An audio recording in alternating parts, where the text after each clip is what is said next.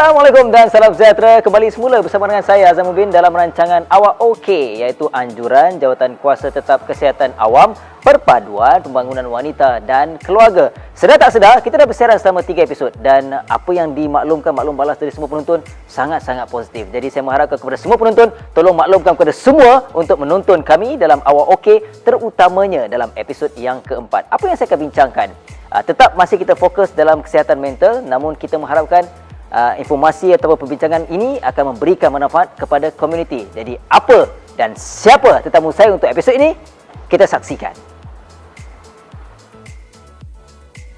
Baik, terima kasih dan kembali semula bersama dengan saya dalam Awak Okey. Sedar tak sedar, seperti saya dah kongsi awal tadi, ini merupakan episod yang keempat dan saya tak nak buang masa. Saya nak perkenalkan dua tetamu istimewa saya ni yang bertemakan warna hijau. Saya je tak, tapi tak apa. Kita tetap untuk bincangkan tajuk yang istimewa. Tapi sebelum tu, di sebelah saya ini ialah merupakan YB Michelle Ng, merupakan Adun Subang Jaya. Terima kasih, selamat datang YB. Terima kasih. Dan di sebelah sana sentiasalah bersama saya dah beberapa episod dan episod yang keempat ni masih lagi bersama dengan Puan Anita Abu Bakar, merupakan Presiden MIASA. Betul. Terima kasih sekali lagi Puan. Terima kasih Azlan. Diharapkan hari ini juga kita akan kongsikan pengetahuan ataupun informasi yang terbaiklah untuk semua penonton. InsyaAllah, kita cuba. Okay. Baik. Untuk hari ini, episod yang keempat ni, kita akan bincangkan mengenai tajuk ke arah kesihatan mental dalam komuniti. Kita bertuahlah bersama dengan kita dengan YB dan kita nak mulakan dengan YB dulu Puan. Betul. Okay. YB, kalau kita bercakap mengenai isu kesihatan mental ni, pada saya mungkin masih lagi ada kelompok-kelompok masyarakat yang belum lagi dapat informasi dan juga atau kata lain kita belum dibincangkan secara lebih terbuka, terutamanya isu berkait dengan bunuh diri umpamanya. Jadi mungkin perkara-perkara ini sebenarnya kita perlu sampaikan kepada masyarakat kerana ia satu kesihatan yang sangat penting, terutama dalam era kini. Jadi mungkin YB boleh kongsikan apa yang boleh dilakukan oleh kerajaan terutamanya untuk kita sampaikan informasi ini untuk memberikan manfaat kepada semua masyarakat. Bagi saya, sebagai kerajaan, apa yang kami boleh buat adalah melalui pendidikan. Pendidikan ini saya rasa boleh ditambah baik, terutamanya melalui sekolah. Ya. Saya bagi sedikit cerita berkenaan pengalaman saya. Okay. Di kawasan saya terdapat satu sekolah di mana terdapat murid-murid yang mencederakan diri. Mencederakan diri. Jadi ibu bapa mereka maklum kepada saya dan minta tanya kepada saya macam mana kami boleh bantu. Jadi saya cadang kepada mereka untuk bawa masuk seorang clinical psychiatrist. Untuk memberi sedikit taklimat berkenaan apa itu kesihatan mental, apa ianya penting, kalau menghadapi cabaran sebegini, apa yang kami perlu lakukan. Jadi selepas itu kami tanya kepada murid-murid apakah feedback mereka berkenaan sesi itu dan ini mereka semua dah sekolah menengah ya. Di kalangan mereka kata actually sebenarnya mereka pun tak tahu berkenaan perkara ini dan betapa pentingnya perkara ini dan mereka pun tak tahu jika menghadapi kemurungan ataupun kecemasan atau cemas, anxiety, mereka sebenarnya boleh dapat bantuan daripada guru kaunseling. So dari segi itu dah kami boleh nampak bahawa dari segi pendidikan memang ada banyak ruang penambahbaikan. Dan yang kedua, bagi saya kalau perkara ini memang sebagai kerajaan kami nak memperjuangkan, maka sistem sokongannya perlu ada. Dan ini memang merupakan salah satu isu yang besar terutamanya di Malaysia sebab nisbah guru kaunseling kami memang pada kadar yang tidak sihat. Kadar yang sihatnya seorang guru kaunseling kepada 250 orang murid-murid. Tapi sekarang saya bagi kawasan Subang Jaya sahaja sebagai satu contoh, ada sekolah yang ada beribu-ribu orang pelajar. Tapi guru kaunselingnya paling banyak pun 2 orang. Jadi bayangkan tekanan kepada guru kaunseling itu sendiri, macam mana mereka nak menjalankan tugas mereka. Tambah lagi beliau diberikan amanah untuk menjaga beramai orang pelajar.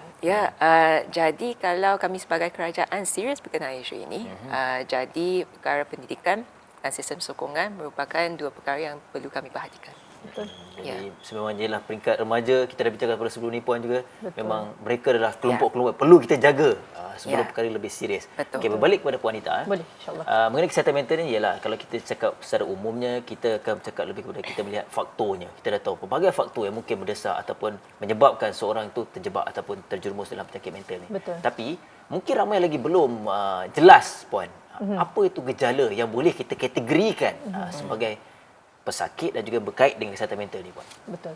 Okey, satu Azlan, kalau kita bercakap dengan pasal isu kesihatan mental, dia ada dua, isu kesihatan mental ataupun penyakit mental. Jadi dia dua perkara yang berbeza. Sebab seseorang individu yang normal mungkin ada dia okey tapi kesihatan mental ni mungkin tidak baik. Tetapi fungsi harian dia tidak terjejas. Tetapi kalau seseorang yang ada penyakit mental, fungsi harian itu terjejas sekali. Jadi ini beza dia dekat situ. Tetapi kalau kita nak tengok apa faktor-faktor ataupun isu kenapa seseorang ada isu kesihatan mental itu sendiri, mungkin rasa moody, irritable, mungkin ada perasaan berdebar-debar, mungkin tak ada mood nak pergi kerja contohnya. Itulah simptom awal. Itu simptom awal. Kalau kita tidak menjaga dengan baik, dengan ada pelbagai faktor yang mencukupi, boleh menjadi penyakit mental. Jadi kalau kita dah tahu dah, mungkin Azlan balik kerja penat, mungkin pola tidur berubah, susah nak tidur malam, tapi berlaku kerap. Jadi dekat situ kita dah tahu, okay, something is not right. I have to have work-life balance contohnya. Menjaga diri dengan lebih baik contoh. Jadi ini adalah tanda-tanda awal yang mungkin kadang-kadang kalau kita orang normal ni, alah tak ada apa-apa, kita ignore. Tapi sebenarnya itu adalah orang kata trigger untuk kita melihat bahawa I have to do something about it. Jadi itulah sebenarnya. Jadi kalau kita nampak bahawa ada masalah di situ, maknanya pola tidur dah tak betul, rasa moody, irritable, mungkin lebih sensitif daripada biasa, itu merupakan satu tanda yang kita kena merubah lifestyle kita lah. Begitu, kerana apa yang kita perlu tahu sebenarnya Azlan adalah apabila kita tidak menjaga perkara-perkara begini, faktor-faktor mencukupi seperti kita dah bincangkan dalam episod sebelum ni, boleh menyebabkan penyakit mental sebenarnya. Betul Puan. Dan saya nak kongsikan lagi lah kepada semua penonton. Mungkin jika kita dah tahu, nampak yang Puan kongsikan simptom-simptom awal ni, saya rasa lebih baik kita suarakan, kita kongsikan. Betul. Pada support system kita di sini kita. Itu lebih baik saya rasa kot. Pengajaran untuk saya jugalah. Betul. Okey. Baik, kita balik kepada YB. Baik. YB ialah, YB memang sebenarnya hak rakyat. Sebab ialah rakyat memilih YB. Jadi tanggungjawab tu saya percaya YB juga sedar tanggungjawab itu. Jadi mungkin setakat ini YB, apa yang boleh YB telah lakukan ataupun memastikan kalau kita bercakap mengenai kesihatan mental ni, YB sampaikan kepada rakyat, apa yang dilakukan setakat ini? Okey. Yang pertama, dan ini mesej yang saya nak sampaikan kepada kolik-kolik saya juga. Sebenarnya cara yang paling baik kami nak sampaikan mesej berkenaan betapa pentingnya kesihatan mental adalah melalui teladan kita. Ya. Mengapa saya cakap sebegitu? Terdapat juga segelintir wakil rakyat yang malangnya memperlekehkan isu kesihatan mental, dan dari segi mereka cakap, dari segi mereka membawa diri, dan kami boleh rasa di mana hati mereka berkenaan isu ini. Ya, so jadi kami kena berhati-hati dengan perkataan yang kami gunakan. Contohnya, jangan gunakan ayat seperti orang ini ada sakit otak. Betul. Ataupun Bahasa orang betul. ini ada sakit mental, ya, sedangkan terutamanya dalam parlimen ataupun di sidang dewan, sebab ini ruang di mana rakyat akan nampak prestasi kami. Itu penting. Yang kedua, sebagai wakil rakyat, mereka juga rakyat kami juga akan perhatikan dasar-dasar yang kami memperjuangkan untuk menyelesaikan isu ini. Ya, jadi kalau perkara ini penting untuk seorang wakil rakyat, kami kena tahu ya apa sebenarnya dasar yang penting untuk menjayakan isu ini. Adakah anda setuju bahawa setiap orang perlu ada polisi insurans untuk kesihatan mental? Ya, apakah kedudukan seorang wakil rakyat berkenaan isu Seksyen 309 Betul. Kanun Kesiksaan? Ya, kalau kami dah sampaikan mesej itu, kedudukan kami berkenaan isu ini kepada rakyat, maka mereka boleh uji ya, di mana hati kami, sama ada benar ke tak wakil rakyat ini nak memperjuangkan isu ini, dan rakyat sendiri dapat menilai lah sama ada kami memang menjalankan tugas untuk mewakili mereka. Okey, YB. Maksudnya lah itu apa yang YB masukkan adalah sampaikan dan mahu buktikan kepada masyarakat bahawa ialah YB dan juga rakan-rakan sekeliling mendengar menitik beratkanlah berkait dengan isu kesihatan. Tapi yalah YB dengar ataupun terima mereka sebagai satu perkara yang serius? Maksud saya? Bagi saya perlu, sebab mereka juga rakyat. Ya, mereka juga warga negara Malaysia, mereka juga undi untuk kami. Jadi wajib kami untuk mewakili mereka. Ya. Dan bukan sahaja mereka yang ada isu mental, apatah lagi mereka contohnya OKU ataupun golongan tertindas, juga mereka juga rakyat. Yep. Ya, dalam Malaysia. Jadi wajib kami sebagai wakil rakyat juga mewakili mereka. Ya, bukan sahaja segelintir orang yang menyokong kami juga. Yang saya belajar daripada presidential elections yang sedang berlaku, yang baru berlaku di Amerika Syarikat. Sebaik sahaja Joe Biden dan juga Kamala Harris menang, walaupun memang di Amerika Syarikat sekarang memang 50-50 lah, lebih kurang sokongan mereka. Tetapi ayat yang mereka guna selepas mereka menang adalah bahawa kami adalah wakil rakyat untuk semua. Ya, sama ada anda telah undi untuk saya ke tak, selepas saya telah menang sesuatu pilihan raya, saya adalah wakil rakyat untuk semua. Ya, jadi itulah cara ataupun harapan saya untuk wakil rakyat Malaysia juga. Okey, semangat saya dengar. Okey. Ini penting sebenarnya, betul. Azlan, sebab YB sebagai seorang wakil rakyat juga dalam sidang dewan itu sendiri pun penting sebenarnya untuk kita memperbetulkan apabila kita bercakap tentang terms mental health terms ataupun vocabulary kesihatan mental itu sendiri. Sebabnya kalau kita terus-menerus menggunakan terma ataupun bahasa itu salah, maka dia akan menyumbang kepada stigma. Dan itulah yang tadi kembali berbalik kepada pendidikan tadi tu. Jadi sebagai YB sendiri, kalau you're very very well versed in mental health, jadi YB ada peluang sebenarnya untuk memperbetulkan ketidaktepatan itu sebenarnya, Azlan, dan ini penting. Ya, saya faham apa yang dimaksudkan. Jelas sebagai contoh kalau sidang parlimen berlaku di kalangan pesakit menonton. Contoh, mungkin perkataan tu mungkin tak tanpa niat, tapi mereka sensitif. Jadi mungkin terkesan lebih teruk.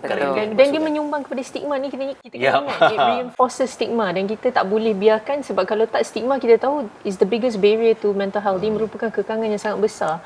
Jadi bila kita ada peluang untuk memperbetulkan, kita kena memperbetulkan. Okey. Hari ni episod ni kita sembang, kita perbincangan kita lebih terbuka kepada semua masyarakat lah. Saya juga rasa macam YB juga tak ada rasa betul.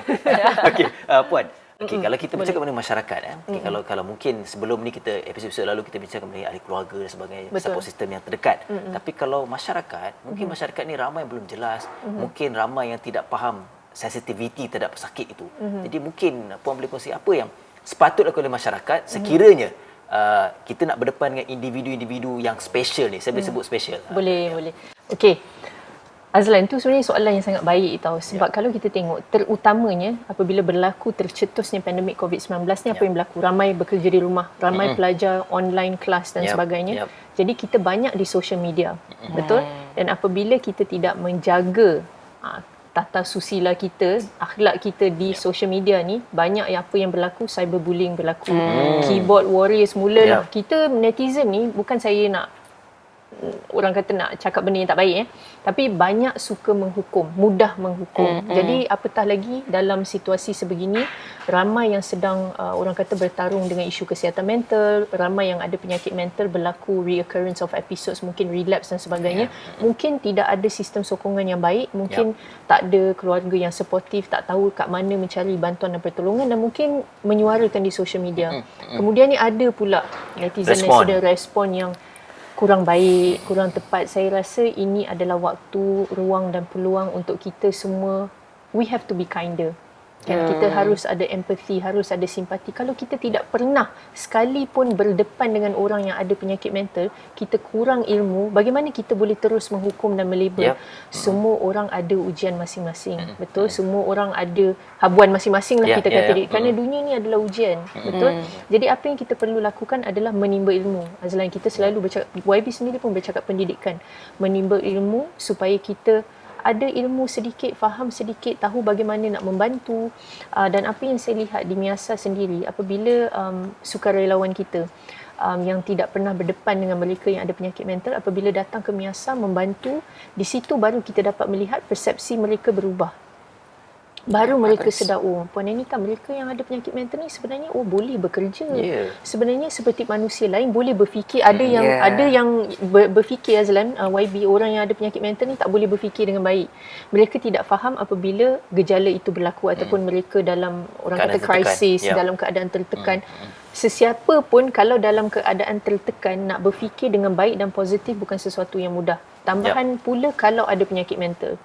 Jadi saya harap dalam waktu-waktu sebegini kita tambahkan ilmu. Kita ada banyak waktu, banyak ruang sekarang ini untuk belajar.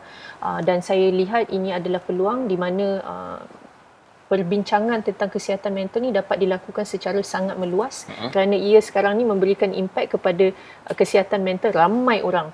Dan seperti saya dah katakan sebelum ni, sepanjang sejarah manusia apabila pandemik berlaku epidemik berlaku, memang memberikan kesan yang sangat besar terhadap kesihatan mental. Ramai yang jatuh, ada kemurungan, ada PTSD, ada anxiety, yang ada mengakhiri kehidupan, terutamanya barisan hadapan. Kerana berada dalam keadaan yang sangat tertekan, you work long hours, tak dapat bertemu dengan keluarga. Mereka juga manusia biasa seperti kita. Jadi ini perkara yang kita perlu fahami, dan mungkin sistem sokongan pada waktu itu pun kurang disebabkan oleh komitmen mereka untuk bekerja dan melindungi kita rakyat ni. Jadi ini kita kena faham, kena sedar, kena orang kata berterima kasih, dan juga kena ada empathy, kindness, compassion. Ini semua values that we all have to carry sebenarnya pada kalau bukan sekarang, bila? Ini dah satu pandemic hit yang sangat teruk dan dahsyat sebenarnya. Jadi saya harap kita dapat sama-sama orang kata menimba ilmu supaya kita orang kata dapat memahami dan membantu dengan lebih baik dan tidak menghukum. Itu yang penting, sebab bukan sahaja penyakit mental stigma tinggi, apatah lagi bila kita bercakap tentang kejadian bunuh diri. Ini adalah satu tabu. Nak bercakap tentang bunuh diri pun banyak stigma ni sangat besar sebenarnya. Orang tidak faham dan sedar bahawa gejala ataupun seseorang yang ada keinginan untuk mati itu adalah sebenarnya simptom penyakit mental itu sendiri. Di mana kalau kita merawat penyakit mental, keinginan untuk mengakhiri kehidupan itu boleh hilang. Kalau mereka ada alternatif ataupun solusi kepada masalah mereka itu, mereka akan melihat jalan keluar. Tapi selalunya ia adalah kerana it is a final fatal outcome of the condition sebenarnya. Jadi ini yang kita perlu fahami. Bayangkan kalau orang datang ke Azlan, Azlan, aku rasa macam aku nak mengakhiri kehidupan. Dan benda pertama yang kita satu perkara yang serius, dan kita tidak mahu mendengar, kita terus menghukum. Padahal orang tu mungkin 1 bulan fikir aku nak bagi tahu Azlan ke tak, aku nak bagi tahu Azlan ke tak. Tiba-tiba bila dah bagi tahu, kita itu je kita punya menghukum. The worst fear menjadi reality. Azlan memang tak nak kawan aku, memang dia menghukum aku, memang dia rasa aku kurang iman, tak solat dan sebagainya. Macam menyokong lah. Betul. Jadi apa yang kita tak nampak, the mental state of the person pada waktu itu, dia punya thought process tu sebenarnya dah tertutup. Disebabkan oleh dia tak nampak jalan keluar. Macam saya kata, dalam keadaan gelap gelita tu Azlan, kalau kita tidak menghulurkan tangan, dan macam mana dia nak keluar, dia seperti seorang bayi yang perlukan bantuan dan perlukan kita untuk membantu, begitu. Yalah Puan, apa yang Puan kongsikan ni banyak yang saya dapat, dan juga saya mengharapkan semua juga penonton dapat menerima manfaat ini, terutamanya kita meletakkan sebagai kita masyarakat lah. Sebenarnya Puan katakan netizen ni, sebelum mereka nak berikan komen, nak type perkara-perkara yang mudah untuk menghukum, tapi kita perlu berfikir dulu. Sebab kita mengalir dari sini, kemudian kita fikir, kita tenang dulu, kita kena positif, barulah kita memberikan komen yang baik terutamanya. Kita menjadi masyarakat yang lebih prihatin, yang memahami, tidak mudah menghukum dan melabel lah, insyaAllah.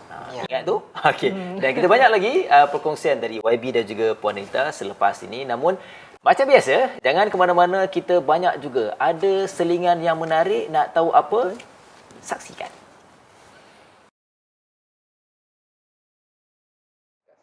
Okey, nama saya Amira Fiona. Saya berumur 30 tahun dan saya mempunyai 2 cahaya mata perempuan. Berasal daripada Kuala Lumpur. Sekarang pun menetap di Kuala Lumpur, Wangsa Maju. Saya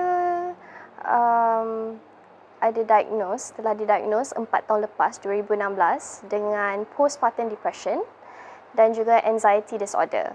So, pada 4 tahun tu, tahun yang pertama saya tidak bekerja sebab dalam keadaan sebab saya menghadapi panic attacks hampir setiap hari, dan kiranya saya tidak boleh bekerja dengan keadaan saya. So baru 3 tahun lepas tu baru saya dapat kerja yang baru, dapat bersama dengan masyarakat, masuk dalam masyarakat.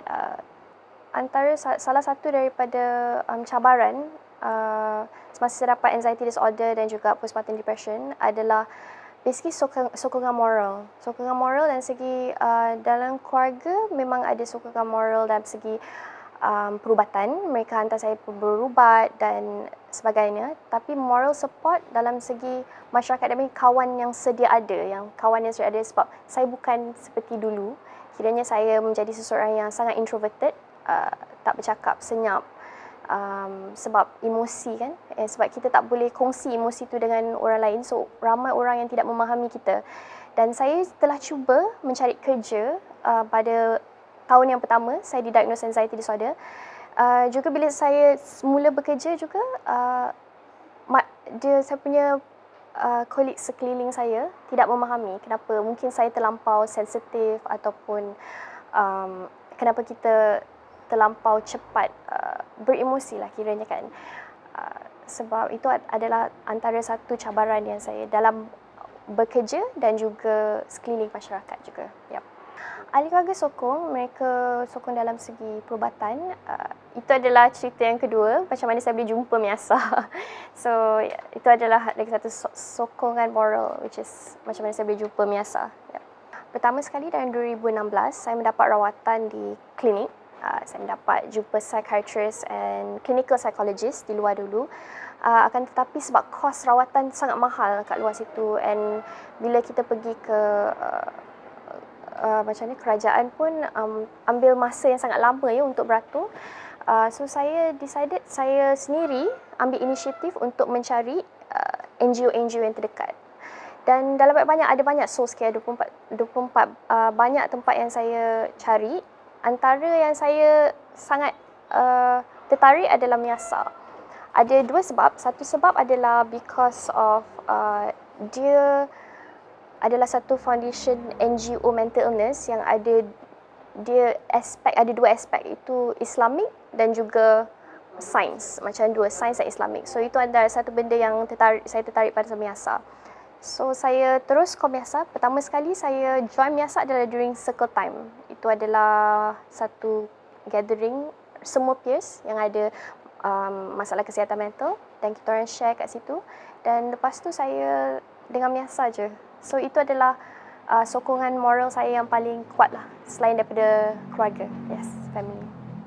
Every time ada anxiety, saya berzikir supaya rasa gemuruh tu kurang sikit. So itu adalah satu coping mechanism saya.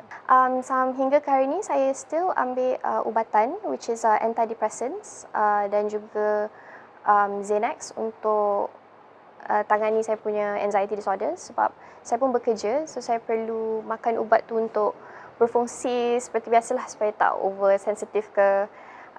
Tapi saya rasa pada setahun dan dua, alhamdulillah lah sekarang dah masuk tahun keempat, saya dah mula dah boleh serasi diri saya dengan masyarakat, dah back to normal, alhamdulillah, insyaAllah ya. Dengan anak-anak, okay, alhamdulillah sekarang saya dengan anak-anak saya dekat rumah macam biasa, pergi kerja. Cuma yang bezanya saya tak boleh kerja macam dulu dah. Saya tak boleh kerja macam 8 jam sehari. Saya kena kerja limited masa sebab saya pun ada medication kena makan malam. So saya kena jaga waktu, sebab kalau seseorang yang ada diagnosed dengan anxiety disorder atau mental disorder, mereka memerlukan tidur yang sangat cukup. So diorang tak boleh kurang tidur. Kehidupan saya sekarang, saya banyak fokus just bekerja, keep myself busy dan juga cuba join as much volunteer yang ada dekat Miasa. Sebab kat sini memang rakan-rakan saya boleh cakap mereka semua adalah selain bersokongan, diorang pun kawan saya juga. Yes. Okay, untuk peers, ini benda yang saya self-reflect diri saya juga ya.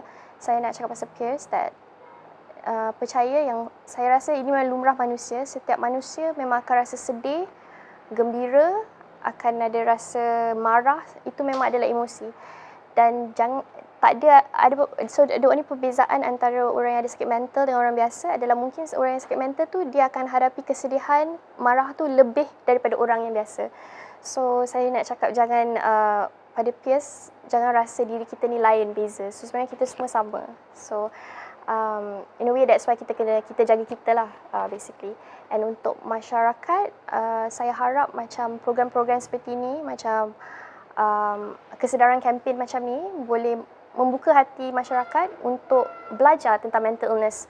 Sebab mental illness ni saya percaya dia sama je macam penyakit lain. So it's a new knowledge supaya kita mungkin boleh membantu orang yang sakit mental tu supaya kita boleh bantu sekeliling kita lah untuk menjadi lebih break stigma lah. Itu saya punya pesanan. Itu je. Baik, terima kasih kepada anda kerana terus menonton Awak Okey untuk episod yang keempat. Kita kembali semula dan saya masih lagi bersama dengan dua tamu istimewa saya iaitu YB Michelle dan juga Puan Anita untuk kita teruskan membincangkan mengenai ke arah kesihatan mental dalam komuniti. Saya berbalik kepada YB. Kalau kita melihat YB dalam undang-undang Malaysia ni, mungkin ramai di kalangan pesakit mental ni mereka katakan bahawa undang-undang kita ni belum cukup adil untuk mereka. Tak memperjuangkan hak mereka. Mungkin sebagai contoh, nampak menyokong. Cepat je betul. Cepat Tapi betul. Soalan mereka dalam situasi dibuang kerja umpamanya, beberapa perkara ini secara tak langsung mendorong untuk mereka terus ditekan dan ditekan. Jadi mungkin YB rasakan apa akta-akta yang patut kini diperbaiki untuk memperjuangkan nasib-nasib mereka ini. Sebenarnya dalam Malaysia kami ada satu Mental Health Act tetapi saya faham, saya sedar, saya pernah berinteraksi dengan kumpulan ini berkenaan pandangan mereka terhadap kemampanan kecukupan akta ini, dan saya sedar bahawa terdapat banyak ruang penambahbaikan. Dalam keadaan sekarang, apa yang menjadi harapan saya adalah supaya seperti dalam negara lain, contohnya di UK, kami sebagai kerajaan boleh galakkan satu dasar kepelbagaian, diversity. So contohnya kalau sesuatu syarikat ingin mengupahkan seseorang, maka mereka kena lihat balik kepada komposisi dalam syarikat mereka, di mana ada ruang untuk penambahbaikan, sama ada dari segi OKU ataupun mereka yang menghadapi isu mental, ataupun sama ada kepelbagaian agama ataupun dari segi budaya dan lain-lain. So contohnya di UK mereka dah sampai satu tahap di mana kalau sebuah syarikat tidak memenuhi beberapa langkah tertentu, maka mereka tak boleh upah orang lain. So mereka kena advertise untuk jawatan ini untuk seseorang yang mempunyai ciri-ciri sebegini. Dan mereka mempunyai dasar di mana kerajaan akan menggalakkan melalui insentif, contohnya untuk mereka mempelbagaikan komposisi sebuah syarikat. Contohnya di Singapura juga, kerajaannya memang ada menjalankan untuk beberapa tahun sudah banyak program untuk memberi kesedaran dan juga sistem sokongan kepada syarikat supaya mereka dapat kami panggil ease into it. Sebab kalau kami wujudkan satu akta, ia akan mempunyai beberapa ciri yang menghukumlah, dalam kata lain, di mana kalau sesuatu syarikat tidak memenuhi keperluan akta tersebut, maka terdapat avenue untuk mereka yang terjejas mendapatkan pampasan tertentu. Sebelum perkara itu dilakukan, saya rasa terutamanya di Malaysia, kesedaran di kalangan majikan kami amat kurang. Jadi kami kena selesaikan isu itu. Kami kena pump in sebanyak sumber yang boleh untuk membantu majikan sampai ke tahap kesedaran di mana mereka tak takut untuk mengupah seorang OKU, seorang yang mempunyai isu mental, sebab I rasa mungkin bukan mereka tak nak mengupah seorang yang mempunyai isu mental. Mungkin mereka tak sedar macam mana untuk menguruskan keadaan seperti itu.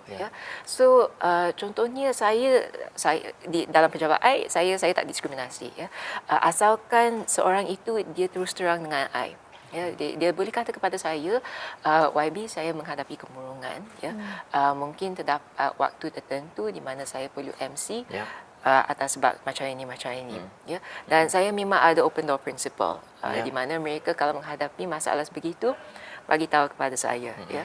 Ada seorang bapa, dia pernah jumpa dengan saya sebab dia ada seorang anak yang ada autism. Autism bukan isu mental, tetapi dia budaya itu memang akan mempunyai beberapa ciri yang kalau seseorang tak kenal akan rasa ni pelik sikit. So dunia dia saja. Sebenarnya kalau kami sedar, so I bagi tahu kepada bapa itu, thank you for letting me know.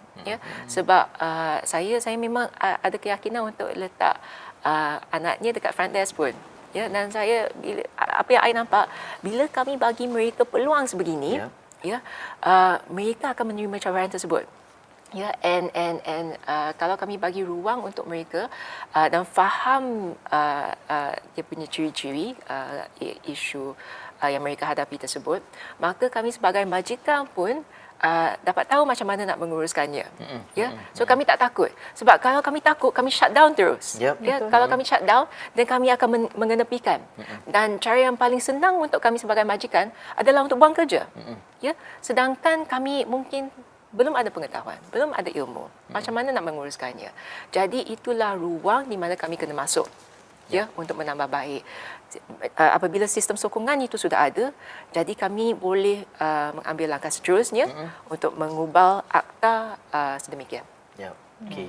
Memang sememangnya YB amat memahami dan juga sangat menerima dan secara terbuka. Kita harapkan YB terus berjuanglah YB untuk memperjuangkan hak mereka. Okey. Saya rasa poin YB tu penting sebab apabila majikan boleh menerima mereka yang OKU ataupun mereka yang ada penyakit mental ataupun learning disability, autism, ADHD dan sebagainya, barulah pekerja yang lain juga boleh menerima.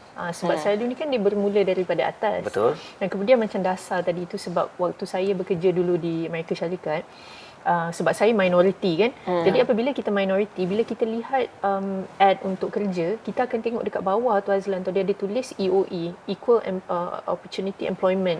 Jadi bila kita tengok EOE, baru kita nak bekerja di situ. Kita rasa majikan lebih terbuka menerima kita. Jadi saya rasa apa yang YB katakan ni betul-betul tepat YB sebenarnya. Jadi kena bermula daripada situ sebenarnya. Jadi majikan pun berasa disokong. Sebab kalau tak ada sistem sokongan tu, maka dia pun rasa macam susah. Macam dia nak bantu, dia pun tak tahu, tak ada ilmu, tak ada resources dan sebagainya. Jadi the system, the framework tu sebenarnya kena solid dulu. Saya bagi contoh remaja itu yang kami upah sebagai intern yang ada autism. Dia suka cuci tangan. Dia memang suka cuci tangan sebab selalu berpeluh. Tangan selalu berpeluh. Jadi kalau seorang majikan tak berapa faham bahawa ini adalah punca autism, dia akan rasa mengapa orang ini selalu suka cuci tangan. Pelik pula kan. Pelik pula. Dan dia selalu juga suka stretching sebab dekat belakang mereka memang ototnya akan tegang. Stretch. So ini merupakan salah satu puncanya. So bila I nampak dia selalu macam dia suka buat stretching macam ini dan mungkin ada penduduk yang dia sedang layan yang tengok ada macam ciri ini mengapa dia sedang buat macam itu, pelik sikit itu menjadi peluang untuk kami terangkan kepada dia. Sebenarnya ini bukan apa dia menghadapi autism, jadi berikan dia sedikit ruang, dia mampu menjalankan kerja cuma kami kena sabar sedikit. Dan memang saya nampak dia boleh flourish, dia boleh jalankan kerja, dia amat bertanggungjawab. Kalau memang sayang kalau kami tak berikan peluang seperti itu kepada mereka. Jadi saya rasa kami sebagai majikan perlu menjalankan tanggungjawab kami juga. Di pihak YB ni pun kita dengar ialah majikan yang sangat-sangat memahami dan juga menerima. Tapi mungkin pun boleh kongsikan, mungkin untuk kita katakan ataupun kita kongsi kepada majikan-majikan yang di Malaysia terutamanya yang mungkin masih lagi tertutup untuk membuka ruang kepada golongan-golongan istimewa ataupun golongan-golongan pesakit mental ni, kerana kalau kita lihat mereka kadang-kadang dipandang enteng. Diterus berikan tekanan. Kita pun sama-sama rakan kerja pun memandang satu perkara yang tak membantu mereka pun. Tapi mungkin perkara ini perlu lebih kita memberikan satu informasi yang penting pun untuk majikan terutamanya. Azan, kerana sebenarnya apa yang berlaku, kita ada penyakit mental, kita ada penyakit fizikal, tapi kita tak ada parity sebenarnya. Jadi kita kalau tengok penyakit mental ni, dia macam anak angkat lah kita panggil, yang sering disisihkan, dipinggirkan. Bila YB Michelle cakap tadi, contoh apabila seseorang itu disclose penyakit mental mereka, tapi ini persoalan ataupun dia punya cabaran tu di situ sebenarnya. Sebab ramai daripada mereka yang ada penyakit mental, mereka tak nak bagi tahu, Azlan. Sebab the moment dia orang bagi tahu, di situlah ada diskriminasi tersebut. Betul. Mereka tak akan diterima Stigma bekerja. tu akan berlaku. Stigma akan berlaku, tidak akan disokong di tempat kerja, orang tak nak berkawan, orang tak nak memberi tanggungjawab yang besar sebab merasakan mereka tidak mampu dan pelbagai lagi. Jadi biasanya apa yang berlaku, mereka tak disclose, terus bekerja sampai dah tak mampu lagi dan kemudian ni lepas tu mereka majikan akan berkata, kan betul orang yang ada penyakit mental tak boleh bekerja. Jadi it becomes a vicious cycle. Jadi ini yang kita kena cuba pecahkan sebenarnya. Jadi apa yang kena berlaku, kembali pula tadi Azlan kepada ilmu dan pendidikan. Jadi majikan pertama sekali kena ada resources, menyediakan informasi tentang kesihatan mental, kepentingan kesihatan mental, tentang penyakit mental, isu kesihatan mental, di mana nak mencari bantuan. Jadi bagi saya EAP, Employee Assistance Program di tempat kerja penting.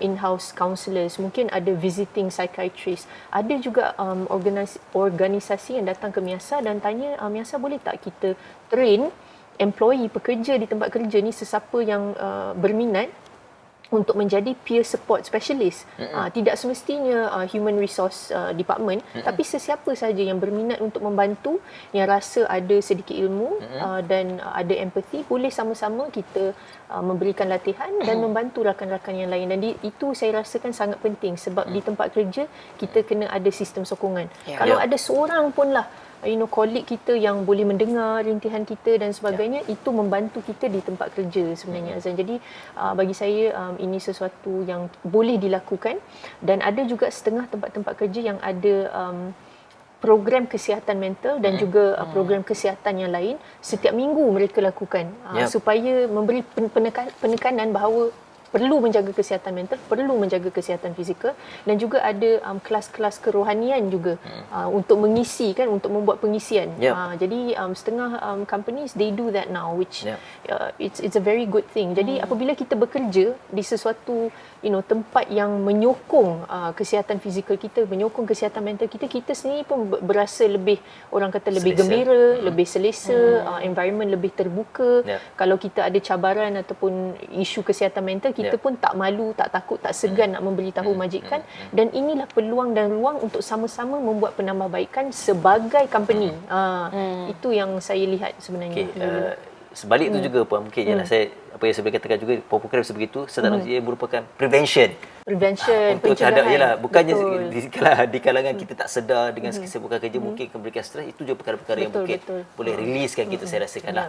Promosi untuk kesihatan mental dan langkah-langkah pencegahan awal, itu yang penting. Okey, berbalik kepada YB. Tadi pada awal YB disebut mengenai akta ataupun Section 309. Ini kalau kita lihat mengenai isu bunuh diri. Mereka kalaulah kata pesakit-pesakit ini, mereka ialah dalam keadaan itu mereka tak normal, tak sedar, ditekan. Tapi kalau hukuman itu pada saya ialah pada masyarakat juga saya rasakan agak berat. Agak berat. Tapi mungkin perkara itu perlu diteliti agar ialah kita nak membantu sebenarnya, bukan kita terus menghukum mereka. Mungkin kita perlu selidik ataupun ada cara-cara yang lebih baik untuk kita melihat perkara ini, maybe. Okey, bagi saya untuk Section 309 tiada cara lain kecuali untuk memansuhkannya.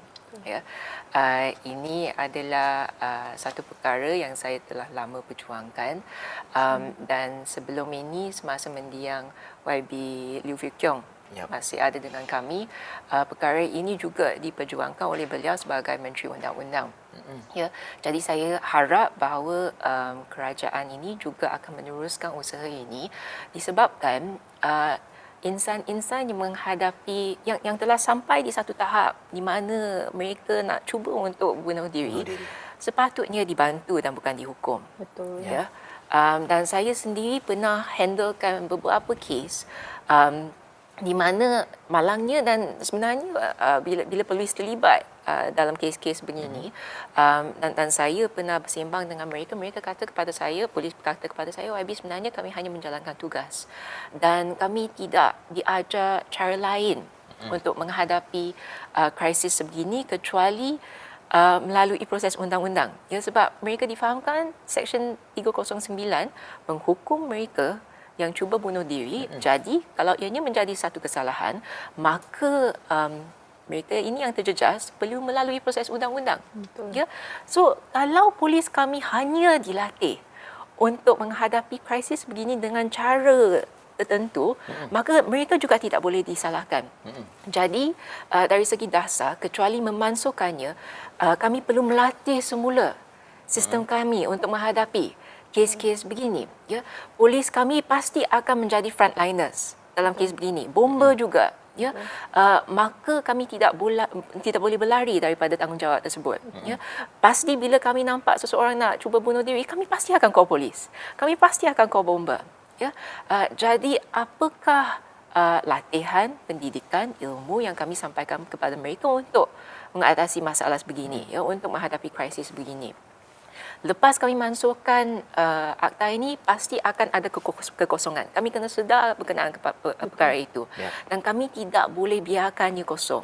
Ya, sebab itu akan menjadikannya sangat bahaya. Di mana frontliners kami tidak tahu macam mana nak menghadapi krisis. Jadi kami kena melatihkan mereka berkenaan apa yang mereka patut lakukan dalam perkara sebegini. Ya, step by step SOP-nya kami kena isi. Ya, kami kena melatih mereka sebenarnya melalui akta kesihatan mental. Dan saya perkara ini juga hairan apabila saya sampaikan kepada polis bahawa mereka mempunyai kuasa untuk memasukkan seseorang ke dalam hospital secara paksa. Ya, hanya polis, next of kin, ya, ataupun social worker. Ya, tiga kategori ini mempunyai kuasa sedemikian. Jika pada analisa mereka seseorang itu perlu masuk ke hospital dan mereka tidak enggan, maka hanya 3 kategori ini mereka ada kuasa untuk paksa mereka masuk hospital untuk mendapat rawatan untuk bantu mereka, bukan apa, untuk bantu mereka. Ya, bila kami sampaikan maklumat sebegini kepada polis, bagi tahu dekat mereka, jangan gunakan Section 309. Ya, dalam keadaan sebegini, tolong gunakan kuasa anda bawa akta kesihatan mental, bawa dia ke hospital. Sebab itu cara untuk kami bantu mereka. Saya faham, kami sebagai layman, kami sebagai polis, kami tak ada kepakaran untuk menghadapi, untuk tahu macam mana nak merawat mereka. Tak apa. Ya, tapi kalau sedangkan ada kuasa sebegini, gunakan kuasanya untuk bantu mereka. Dan saya hairan apabila mereka macam tak tahu bahawa kuasa ini wujud. Ya, so jadi saya memang harap secepat yang mungkin akta Section 309 perlu dimasukkan dengan segera. Ya, sebab setiap hari yang berlalu dah kata Puan Anita ada banyak orang yang bukan saja bunuh diri tetapi cuba bunuh diri. Ya, dan betapa banyak orang yang kami perlu bantu. Dan itu menjadi peluang yang kami akan hilangkan sedangkan kami tak mengambilkan langkah-langkah tertentu pada waktu sekarang. Ya, jadi it's not something that we can delay. Perkara ini kami sudah bincang untuk 1 tahun sudah. Untuk mansuhkan sesuatu akta sebenarnya tidak susah. Tidak mudah. Tidak susah. Untuk mendraftkan sesuatu rang undang-undang untuk mansuhkan sesuatu akta, sesuatu section sebenarnya tidak susah. Perkataannya lebih kurang macam itu saja. Saya sebagai peguam saya akan tahu. Ya. Untuk mewujudkan sistem sokongan selepas itu mungkin akan mengambil masa. Ya, itu saya sedar. Tetapi apa yang kami boleh buat sekarang, saya rasa wajar kami buat di merata tempat di seluruh dunia, Singapura, UK, India, mereka sudah mansuhkan kesalahan cuba bunuh diri. Hanya beberapa negara sahaja yang masih wujudkan section sebegitu. Malaysia adalah salah satu negaranya. Jadi saya rasa high time untuk kami melakukan sesuatu.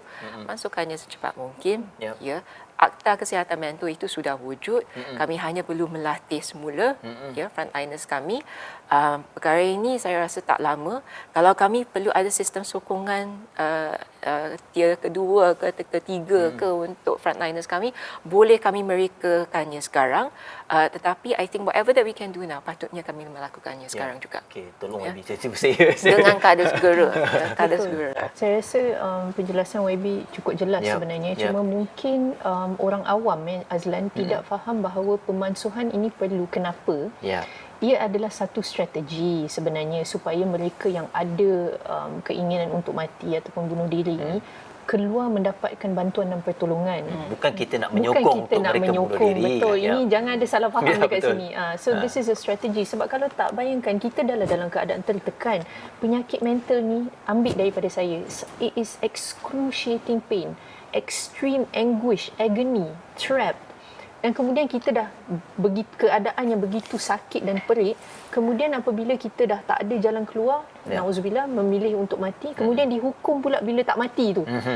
Jadi sebenarnya seseorang itu mungkin dah cuba mendapatkan bantuan, mungkin tidak dibantu. Betul. Bayangkan. Kemudian dah mengambil keputusan sebegitu, kemudian kita menghukum dan tidak memberikan bantuan. Jadi kita kena lihat individu tersebut sebagai seorang yang tidak sihat, yang memerlukan bantuan, memerlukan rawatan, memerlukan sokongan dan bukan penjenayah.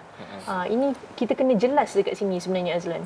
Sebenarnya saya nak jelaskan satu isu juga yang pernah timbul semasa perbincangan kami semasa berkenaan Seksyen 309. Ada segelintir orang yang cakap bahawa di negara lain selepas mereka masukkan kesalahan cuba bunuh diri, kes bunuh diri tidak menurun. So itu menjadi alasan untuk kami tidak memasukkan Seksyen 309. Saya rasa ini salah satu salah faham yang sangat besar. Saya rasa matlamat kami bukan untuk menurunkan bilangan orang yang cuba bunuh diri ataupun bilangan Membantu kes sebenarnya. membunuh diri. Ya, betul. Ya, kami nak membantu mereka, dan kalau bilangan kes yang mereka yang menghadapi isu mental ataupun penyakit mental menjadi tinggi selepas ini, saya rasa sebenarnya itu merupakan satu kejayaan. Tahu sebab sekarang kami menghadapi stigma di mana mereka yang perlu bantuan nak mentampil ke depan. Jadi kalau kesnya menjadi tinggi, ia tinggi sedikit bukan tinggi melampau. Maksudnya kami telah wujudkan satu sistem di mana mereka merasa selamat untuk mendapatkan bantuan. So jangan sekadar lihat kepada statistik. That's the wrong way to look at things. Kami kena lihat kepada niat kami sebagai kerajaan dan sistem yang kami nak wujud untuk bantu mereka. Itu yang paling penting. Baik, Puan Nita, sedar tak sedar kita dah sampai ke hujung sebenarnya. Ya ke? Itulah, bila kita bercakap mengenai isu ni memang dia menarik dan sebenarnya banyak yang perlu kita kongsikan lagi. Tapi insyaAllah kita akan cubalah untuk dapatkan kembali untuk perbincangan di platform yang lain. Tapi apapun, kalau kita bincang mengenai kesihatan mental ni, kita sebagai masyarakat, saya rasa kita lah antara sokongan-sokongan yang perlu sentiasa membantu, dan juga kalau kita tak memahami isu ini, saya rasa perkara ini pun tidak akan selesai. Itu yang boleh saya katakan. Mungkin Azan, saya tambah satu je sebelum last. Ringkas. Ringkas je. Tadi bila YB sebut pasal Akta Kesihatan Mental, boleh menggunakan kuasa YB, contohnya social worker untuk membawa mereka yang tidak sihat ini masuk ke hospital. Salah satu perkara yang Miasa Perjuangkan saya rumuskan adalah kita, kalau boleh, kita tak nak menggunakan kaedah pemaksaan. Tetapi apa yang YB jelaskan di sini adalah kenapa kita perlu melakukan perkara tersebut, kerana bila seseorang itu sudah pun dalam keadaan yang sangat teruk, tidak dibantu, sebab tu kaedah untuk memaksa tu dilakukan. Perlu sebenarnya dilakukan. Itulah saya tak suka guna perkataan perlu tu, tapi that is the last resort, unfortunately, di Malaysia, kerana kita kurang ilmu, tidak faham. Jadi bila individu tu dah teruk sangat, barulah kita membantu mereka. Jadi kaedah itu terpaksa dilakukan, dan ini adalah sesuatu yang kalau boleh kita kena elakkan, kerana seboleh mungkin it has to be informed consent, kan. Kita tak nak menggunakan kaedah pemaksaan. Kita kena bertanyakan apa yang mereka perlukan, berbincang dan sebagainya. Jadi dia voluntarily, secara sukarela masuk ke hospital untuk mendapatkan bantuan dan rawatan, dan inilah pendidikan, ilmu yang kita perlu berikan kepada seseorang individu dan masyarakat secara keseluruhan. Perkara itu yang rasa lebih efektif untuk betul. dalam kita penyembuhan ni. Okey, sekali lagi terima kasih kepada Puan Nita, terima kasih kepada YB Michelle, dan terima kasih kepada anda penonton-penonton yang terus setia dalam episod yang keempat ini. Dan buat seketika, terima kasih. Salam hormat. Jumpa lagi.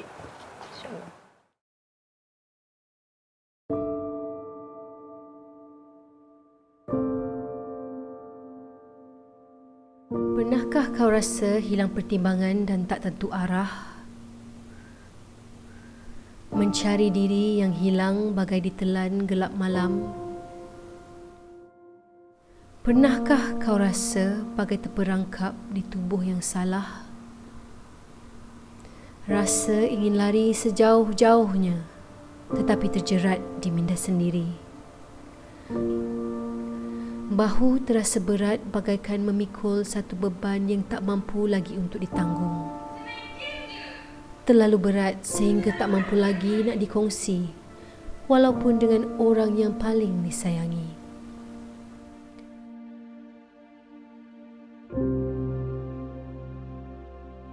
Pernahkah kau rasa jantung berdegup laju, panik, takut, berpeluh tanpa sebab?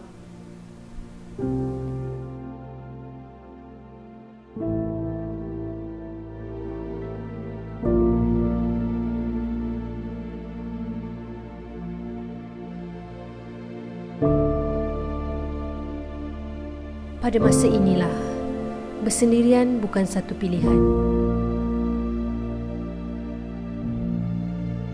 Ada masanya kita perlukan seseorang yang boleh mendengar suara kecil hati kita.